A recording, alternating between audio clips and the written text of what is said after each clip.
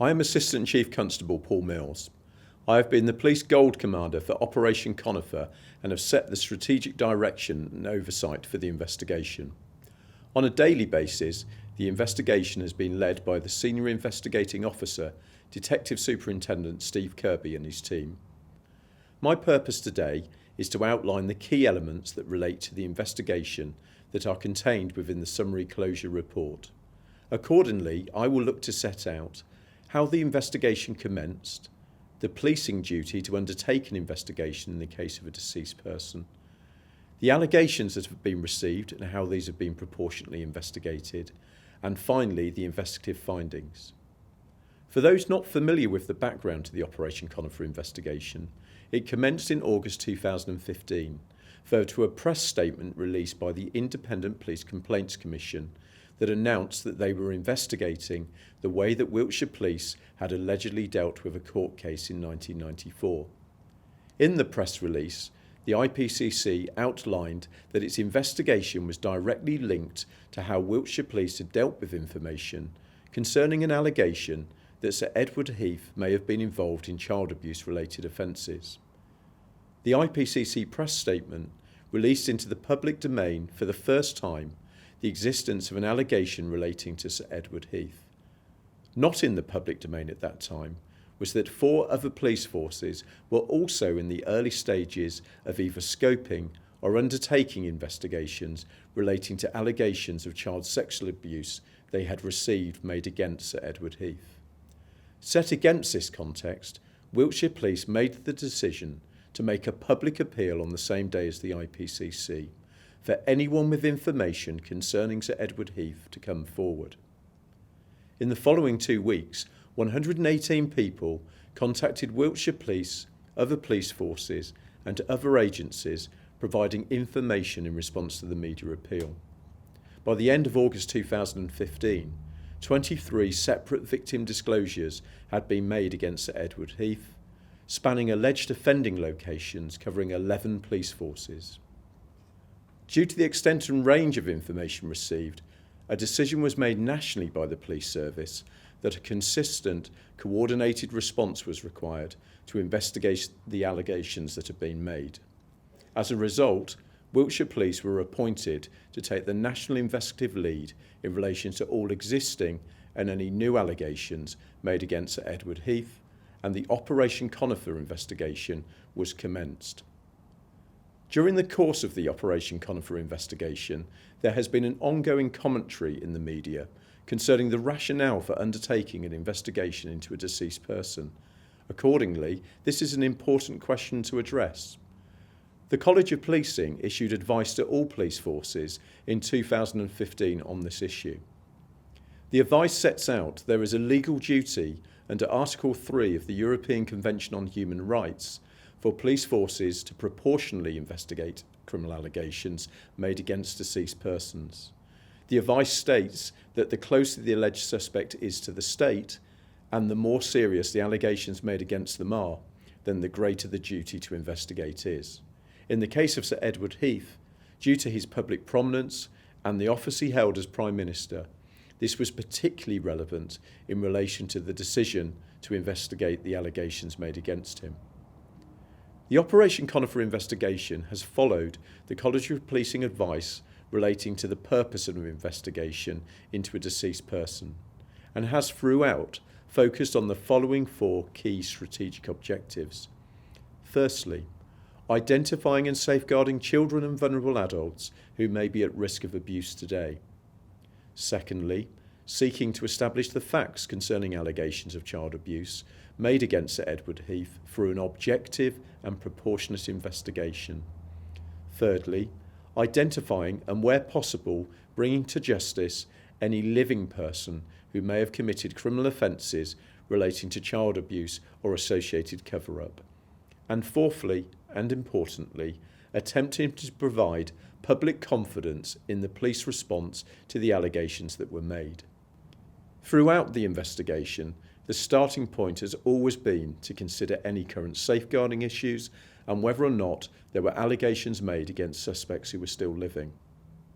The fact that Sir Edward Heath died in 2005 ensured that these remained realistic possibilities and such risk may be present. During the course of the 2-year investigation, Operation Conifer received victim disclosures relating to 42 purported individuals. Each disclosure alleged criminal offences had taken place where Sir Edward Heath was the named perpetrator. The disclosures were made either directly by the victim, anonymously, or by a third party, either on behalf of the victim or without their knowledge. The disclosures made ultimately covered 14 different police force areas in the United Kingdom and the Channel Islands. 9 disclosures were made prior to the IPCC and Wiltshire Police press releases in August 2015. The remaining 33 disclosures were received during the course of the 2-year Operation Conifer investigation. 34 of the disclosures were made directly to police forces, while 7 were made to the NSPCC and 1 was made to the Independent Inquiry into Child Abuse. During the investigation, it became apparent that one person had made 3 separate disclosures to the Operation Conifer investigation, purporting to be 3 different individuals. Accordingly, the actual number of distinct people who made disclosures was concluded to be 40 and not 42. The disclosed offences spanned from 1956 to 1992, and each was alleged to have occurred while Sir Edward Heath was a publicly elected Member of Parliament. 2 offences were alleged to have taken place during the time between 1970 to 1974, when he served as the Prime Minister. The disclosures made against Sir Edward Heath related to alleged offences of child sexual abuse, physical abuse, and sexual abuse against an adult. The level of seriousness of the child sexual abuse disclosures made included allegations of offences of rape and indecent assault against children. I turn to the investigative response. For each of the 42 disclosures that were alleged against Sir Edward Heath, a proportionate investigation has been undertaken. This has been regardless of whether the disclosures were received by way of direct report, for a third party, or anonymously. The policing purpose in any investigation is to objectively gather facts and go where the evidence takes us, and the approach adopted during the Operation Conifer investigation was no different. The starting point for each disclosure was to attempt to obtain an account from the victim who had alleged abuse against Sir Edward Heath. In 24 cases, the investigation was able to obtain a direct account from the victim. In these cases, a victim care plan was put in place which was tailored to each person's individual needs. In the case of the other 18 disclosures, due to the fact that they had been made by a third party, anonymously, or the victim declined to engage further with the investigation, it was not possible to gain a direct, more detailed account. Regardless of whether a direct victim account could be obtained, the initial approach of the investigation was to consider whether or not there was any living alleged offenders or wider safeguarding considerations. Once these considerations had been addressed, the focus of the investigation was to objectively and proportionately gather any available corroborative evidence, while also considering if there was any apparent identifiable evidential inconsistencies relating to the victim disclosure made. Throughout the investigation, there was an attempt to ensure that all inquiries were proportionate, recognising that Sir Edward Heath was deceased and there was no prospect of an evidential file being prepared for the Crown Prosecution Service.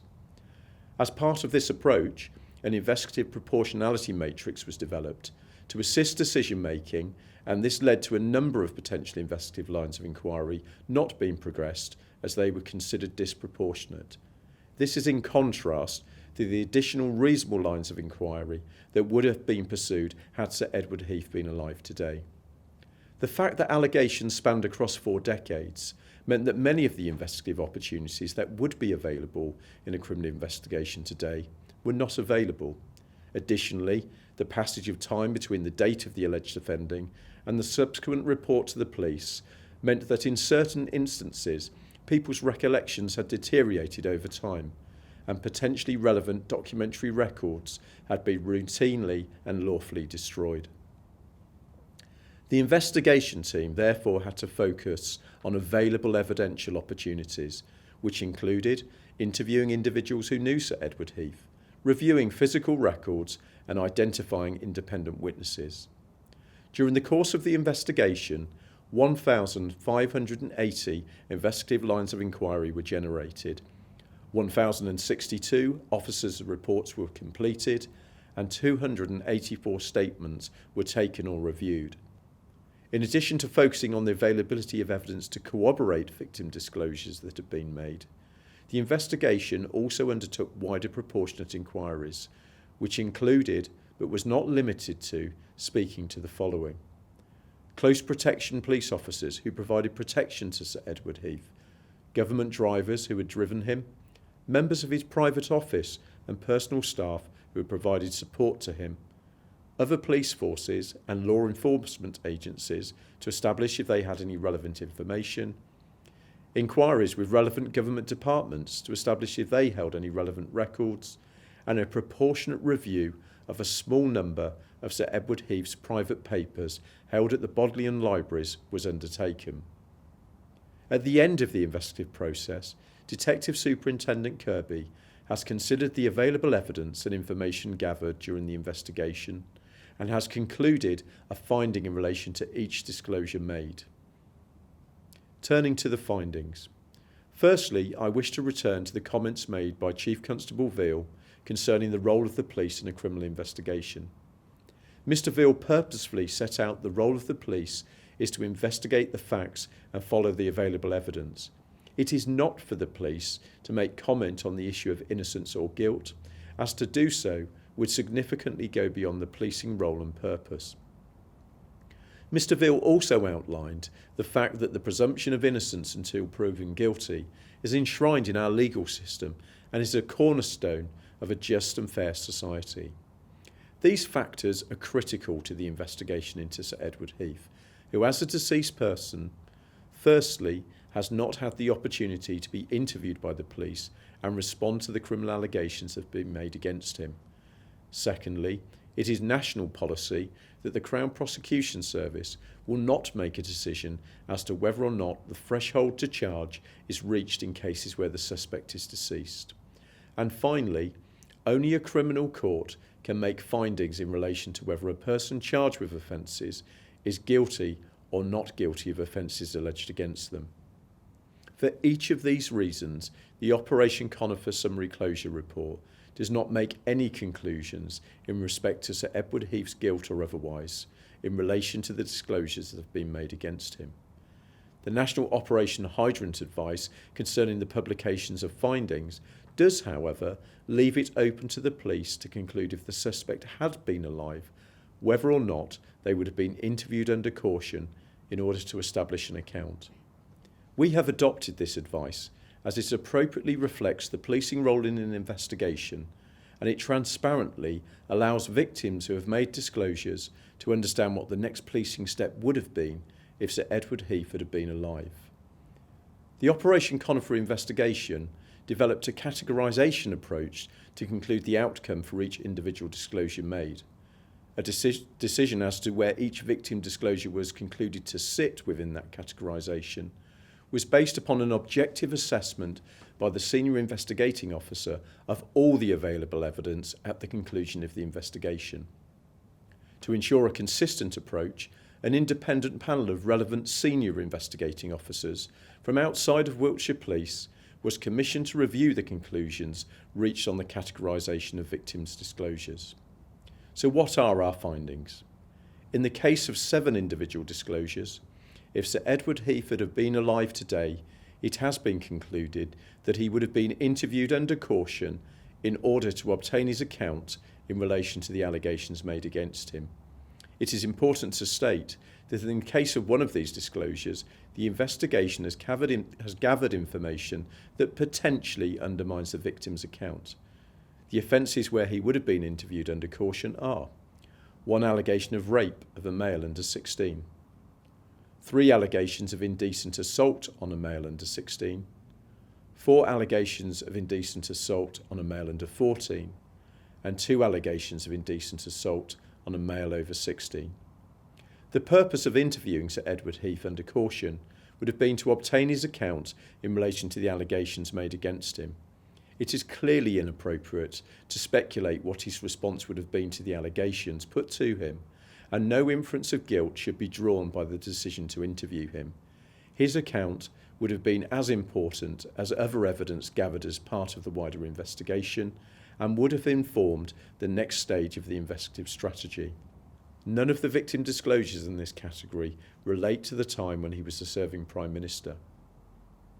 In the case of 19 individual disclosures, it has been concluded that there is undermining information available such that the threshold to interview under caution would not be met. In relation to these disclosures, it has been concluded that either the alleged abuse could not have taken place in the manner and circumstances that were reported, and/or there is information available at the conclusion of the investigation that impacts upon the credibility of the person making the disclosure. In these cases, the extent and type of undermining information was specific to each individual disclosure investigated. In certain instances, the level of undermining evidence was significant.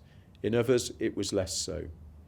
Some of the factors taken into account when considering these disclosures included whether the account could have physically taken place as reported, whether there were inconsistencies in relation to the timing or location of the alleged offending, whether there was the existence of third-party material that contradicted the account given, and whether there was available witness evidence that contradicted the disclosure made by the victim. In the case of two people who fall within this category, the senior investigating officer has concluded that there is reason to suspect that the individuals may have attempted to intentionally mislead the police by alleging they were abused by Sir Edward Heath. In the case of one of these disclosures, a live criminal investigation remains ongoing. In the case of the other, a criminal investigation was undertaken and an individual was formally cautioned for an offence of wasting police time after they admitted they had misled the investigation by making 3 disclosures where they had purported to be 3 separate different people. In relation to the other disclosures made to Operation Conifer, in the case of 3 disclosures, the persons reporting alleged abuse have subsequently concluded that they were genuinely mistaken in naming Sir Edward Heath as the perpetrator. In the case of 10 disclosures, the alleged abuse was reported by a third party, and in the case of another 3, the victim reported the alleged abuse anonymously. In the case of these respective disclosures, no findings have been concluded. Additionally, during the course of the Operation Conifer investigation, 3 people were arrested in relation to offences concerning alleged non-recent child abuse. 2 were later released without charge, and the third remains under investigation. The relevant allegations were disclosed as a result of the Operation Conifer investigation, but the subsequent investigation confirmed they were not directly related, says Sir Edward Heath. So in conclusion, as the Operation Conifer Gold Commander, I am satisfied, on behalf of the 14 police forces concerned, a proportionate investigation has taken place in line with national guidance into the allegations made against Sir Edward Heath. Secondly, I am satisfied that each of the strategic objectives set at the start of the investigation has been completed.